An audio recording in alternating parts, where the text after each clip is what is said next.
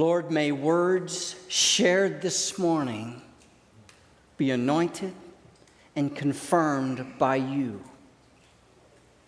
Give my brother Joe the gift of preaching to benefit your kingdom this morning, I pray. In Jesus' name, amen. Thank you, brother.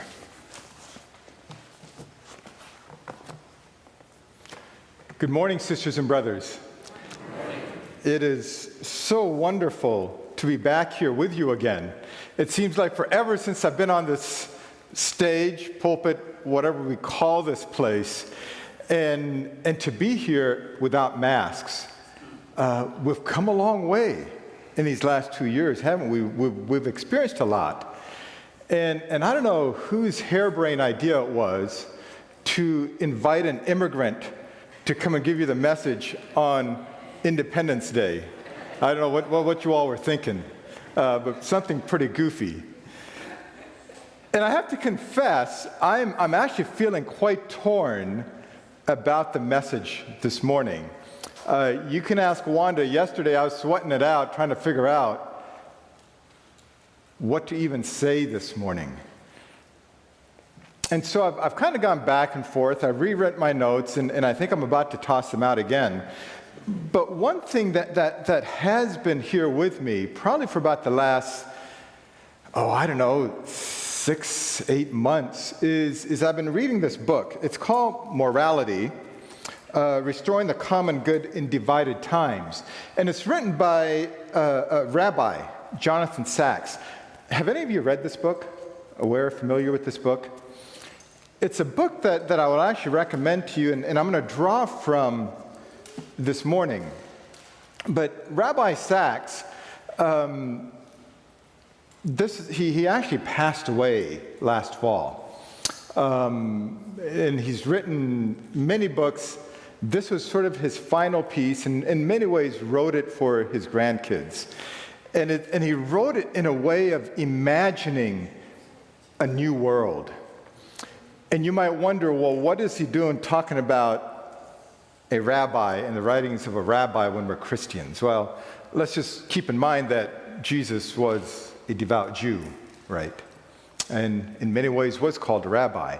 And I do believe there's much that we can learn from other faith communities about our own Christian faith. Let's let that be our first heresy for today. But here's my struggle, sisters and brothers. What is America? Who is America? And for us today, I think that's a question that we as Mennonites need to hold on to and wrestle with. And it's not something that we should take lightly.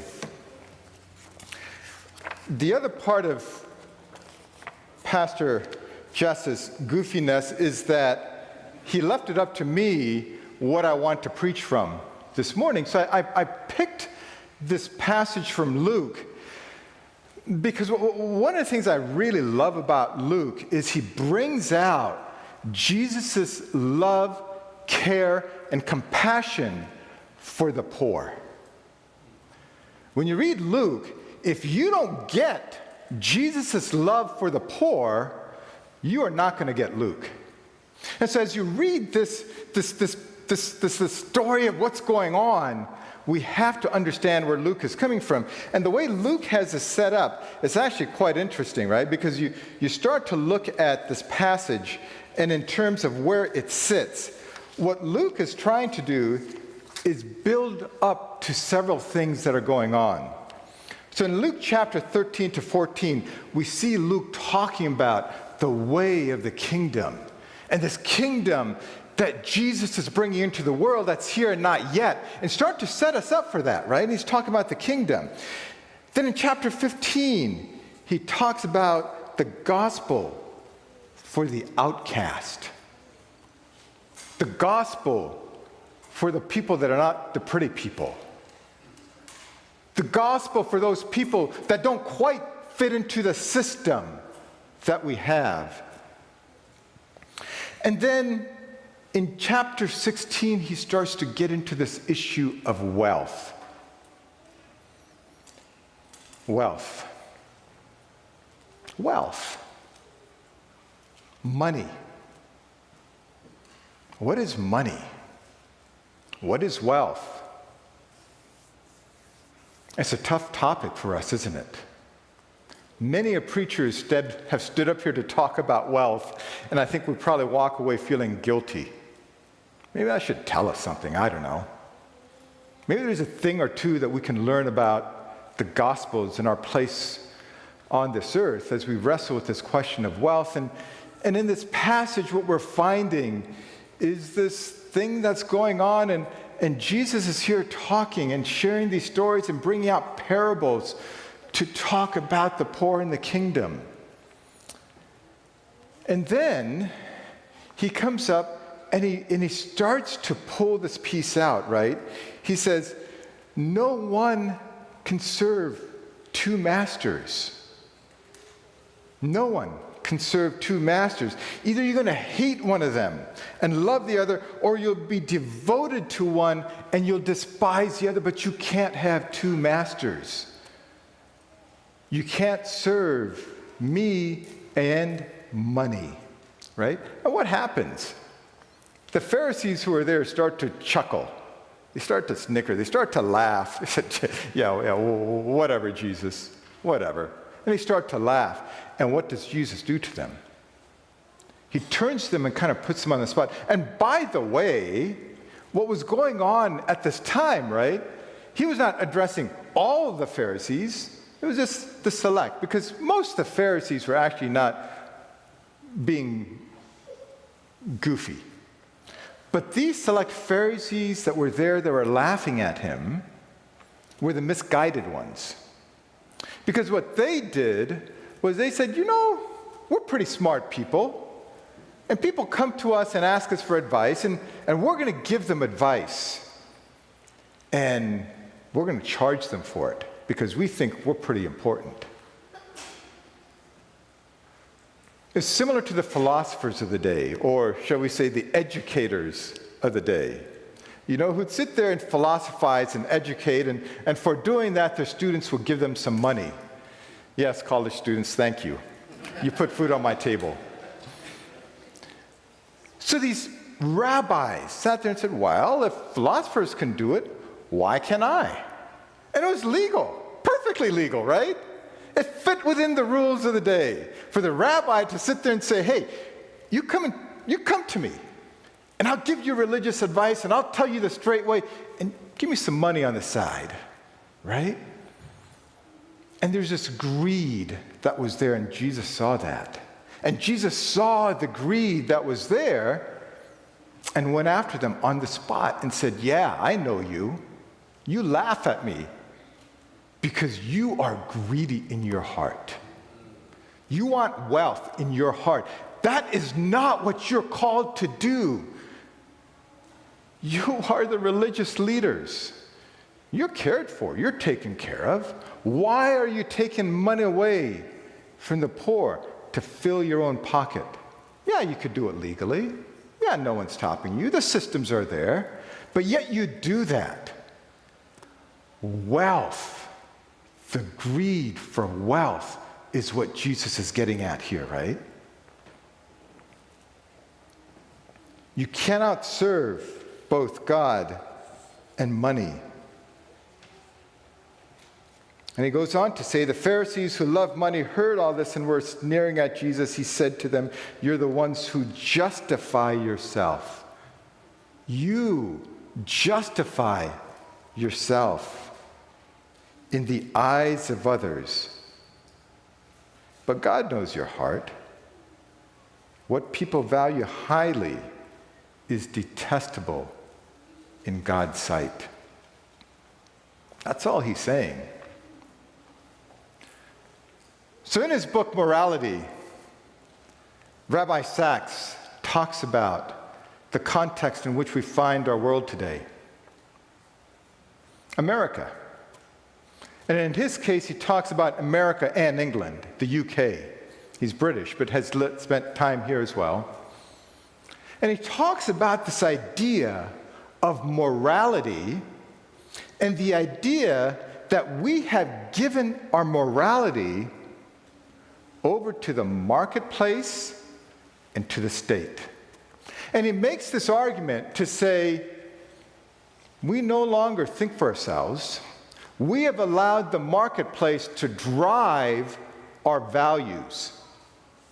We've allowed the marketplace to define for us what's desirable and what's good. One of the privileges I have in my work is to travel around and be around business people. And that's actually one of the joys of my job is meeting with folks.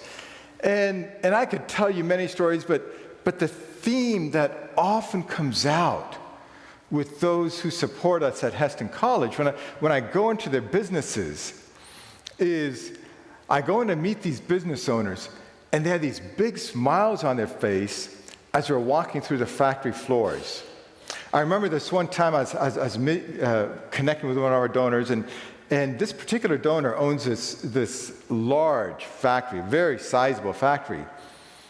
And as we were walking through this plant, the only thing this donor could talk about was not the products that they're producing, but the workers on the floor. And he started to say, by the way, there's Jimmy. This is Jimmy's story. And because Jimmy works here and the income he gets, this is what he's doing with it. That's Sarah back there. This is what she does here. But this is her story. And because she works here, this is what they're able to do. And then he went on to talk about the system of work that they have there, where he says, we're large enough that we could probably go public and sell stock in our business. But he said, we've chosen not to. However, all the workers here actually own stock in this business. But if they're to leave the business, they're required to sell the stock back to those who actually work here. I might own this company, but we all have a share in what's going on out here. It's not something that only puts money in my pocket. Our work here puts money in everyone's pocket. And to me, as I sat there and listened to him, I must confess that my heart was crying with joy. Because that's not an example, sisters and brothers, that I see very often. It's not an example I see very often, but it is what Jesus is getting at here. But it's not what our society, our marketplace, and our laws are telling us. Our marketplace tells us who's important. Me, myself, and I. Toby Keith, right? Is that the singer? Toby Keith, me, myself? I don't know. Country music, I'm sorry. It's not really what I listen to too much. But the thing is that when you start to look at the marketplace practices that we're living with, and this is what Sachs is arguing in his book. He's saying it's all about the growth. And the marketplace is there to take care of the individual. And this country was founded on what? Individual rights, right? It's the individual, not the monarch, that matters. The free market system, right? That's what's made us great. And that's a good thing. Don't get me wrong. I'm not knocking our marketplace, sisters and brothers. I'm not. But who defines how we engage with the marketplace? Is it the gospel? I don't think so. Is it the church? I'm not always sure it's the church. And then when there's failure in the marketplace, who steps in? It's the state, right? With our penal codes, with our laws, to protect the marketplace. We've given up morality to the marketplace and the church. But what is morality? I want to read for you Sachs's definition because I think it's something that is actually quite Anabaptist. And I think it provides us a framework to think about America maybe in a different way. Because as an immigrant to this nation, sisters and brothers, I would argue America actually has something of high value to offer to the world. There's a lot of good things in this country, sisters and brothers. There's a lot of good things about our marketplace. There's a lot of good things about our state and the laws that we have. Don't get me wrong. My concern is, what does this mean for us as Christians and our engagement in the marketplace, and how then do we understand morality within it? So he writes, morality is a concern for the welfare of others, an active commitment to justice and compassion, a willingness to ask not just what is good for me, but is what is good for all of us together. It is about us, not me, we, not I. Sound kind of Anabaptist? Maybe, a little bit? From a Jewish rabbi? The thing is this, sisters and brothers. When you look at the teachings of Jesus in the gospel, and we try to understand moral ethics, it's there. It's there in the Bible. We don't need an outside source to tell us what our ethical code should be, what our morality should be. We have Jesus, Christians, followers of Christ.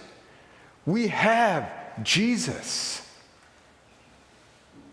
Do we get that when we go out into the marketplace in how we treat our supervisor, or how we treat those we have hired to come and work for us, or how we treat people that work in a business when we go to do business with them? Do we make choices in terms of who we choose to give our money to based on how they treat their workers? Do we? You see, sisters and brothers, following Jesus has a price. It has. It always has. Jesus told us about that already, 2,000 some years ago. Yeah, follow me, but it's going to cost you. It's going to hurt you. It's going to put you at odds with your neighbors. It's going to probably mean less profit for you. Jesus told us all that up front. So we shouldn't be surprised. But when we have taken morality and given it over to the marketplace, or given it over to the state and said the individual is what matters,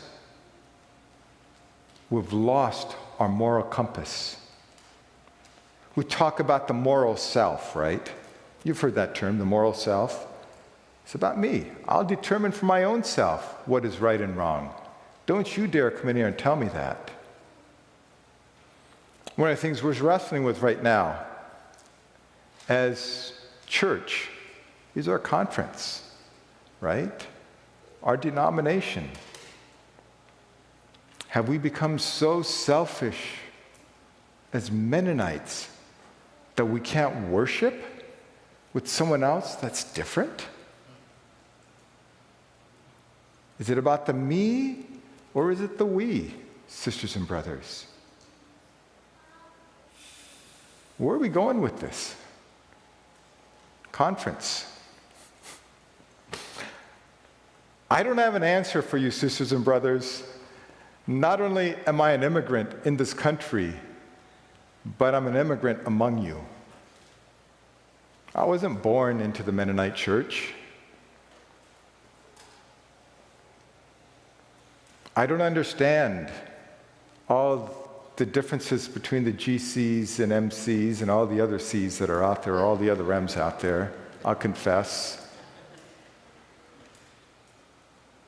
I don't even understand some of the distinctions we choose to make or not make around which we've made our splits. For pity's sake, we split over the color of our bumpers in our cars. That's the history of our church. And yet we're going to splinter again? Marketplace values, not kingdom values. And marketplace values that says, me, myself, and I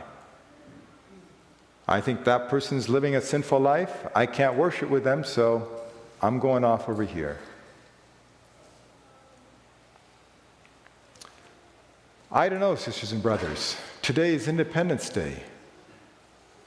What does that mean for us as Christians and this nation? Are we persecuted, church? Do you feel persecuted? Do you? If not, why not? To follow Christ is to be persecuted. It's not to fall into the ways of the marketplace and the state. Christ is calling us into a community, a peoplehood, of people who are different, not like me. And it's people for whom we're looking out for their welfare.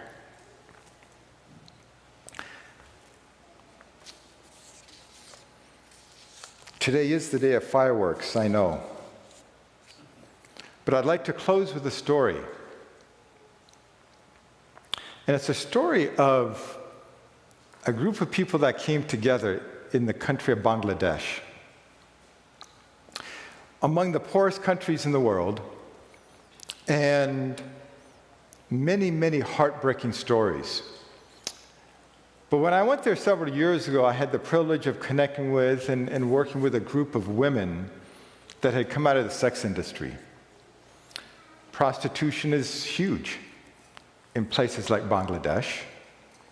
Oftentimes, families don't have money, and at a very, and I mean very young age, children are moved into prostitution to bring money in to the family. And women remain in prostitution to bring money in to raise their own children. It's a way of life because they can't get work elsewhere. So a group of these women came together and they said, how do we do things differently? So they started a business. It's called Procreative. I don't know if any of you have heard of that. Maybe you have. Any of you work at 10,000 Villages? Maybe. If you do, you'll see Procreative products there. Little bars of soap, other things that they've woven, made together. But they came together and they said, we need to engage the marketplace differently. We have to turn a profit, because a profit puts food on our table. Profit means you and I can get out of the sex industry. Profit means we can send our children to school so they can get an education and find work so that they don't have to go into prostitution. But they said for us to do this, it has to be about the us. So you know what they did? They did something that I've yet to find in any of these factories of our donors that I've gone to. I think it'd be interesting to see it in one of the factories in this country. But they said, how do we build a factory that can be inefficient yet churn a profit? Because they said, this factory isn't going to be about efficiency. This factory is going to be about providing jobs. And we want to create as many jobs as possible. And the more inefficient we are, the more jobs we can create. And so they set up this thing, and they started by making soap, right? And for the engineers among us here, you would know that there's many ways of making soap and the many different steps it takes to make soap. And the engineers among us could build machines in no time to cut all the bars in the same way, and you put it into this thing and it does it all for you. But the folks at Procreative said, no, low machines. We don't want too many machines. We want manual labor, because the more inefficient we can be, the more jobs we can create. The more jobs we can create, the more people we're pulling out of the sex industry, right? And so they started with the little soap, right? And on this bar of soap, they put a symbol. You know what it was? The symbol was a thumbprint. It was a thumbprint on this bar of soap. And you know what this thumbprint symbolized? The thumbprint symbolized the thumbprint of God on their forehead. Because they said, through this little piece of soap, I have been redeemed. I have found a new way of life. But Procreative, what did they do? They said, we have to engage the marketplace, but we're going to go into the marketplace with a different kind of morality. We're going to go into business by understanding business differently. Yeah, America, the land of great efficiency. It's a good thing. It's a good thing if we can bring our morality to it, right? Independence Day, sisters and brothers, is it time for us to rethink the role of the church in America? Maybe it needs to start with a self-examination. In closing, I want to share with you something that I'm going to be doing this next year. I don't know if any of our students, I see Peyton's here. Okay, see one of them here. We're going to start to screwing with our students this next year with their minds on this very question of morality. Because here's the thing, sisters and brothers. If we don't start to make an impact with our young people, where's the future of this nation going to be? This great nation of ours. But how are we to make an impact on our young people if we as adults are not willing to change and start asking the hard questions and making the difficult decisions? So something simple. Something simple. This is my new thing for this next year. Kindness. Kindness. Can we get around kindness this next year? To enter the marketplace with an attitude of kindness. To engage our coworkers with an attitude of kindness. To make policies in our workplaces with an attitude of kindness. To teach in our classrooms with a mindset of kindness. What change might that make? What price might you need to make to be a kind person in the marketplace and in the state? What price might you have to pay? As the worship team comes up to sing our next song, I'm going to throw my final challenge out at you. We're going to be singing the song, I've Decided to Follow Jesus, hymn number 443. And this is my challenge for you today, sisters and brothers. We come to church often and we sing many songs.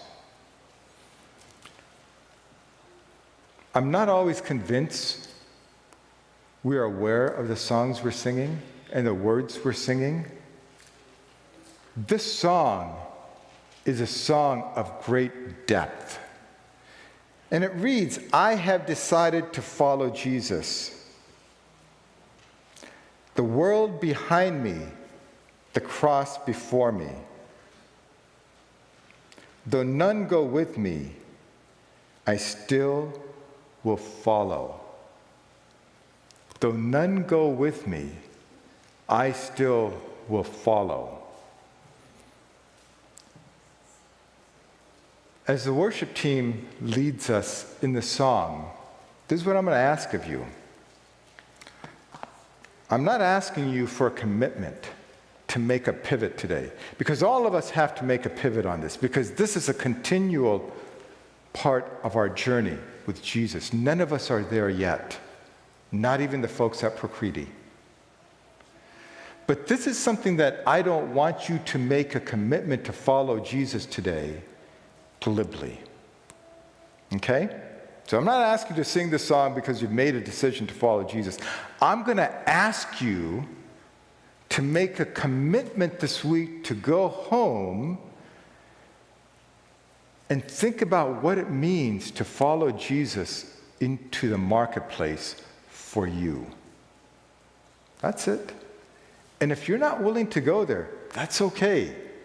Jesus still loves you. Don't worry. Jesus will be there with you. Don't worry.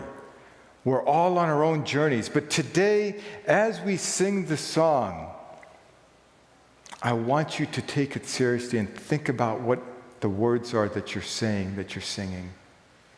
And decide for yourself, is this a pivot that you're willing to make?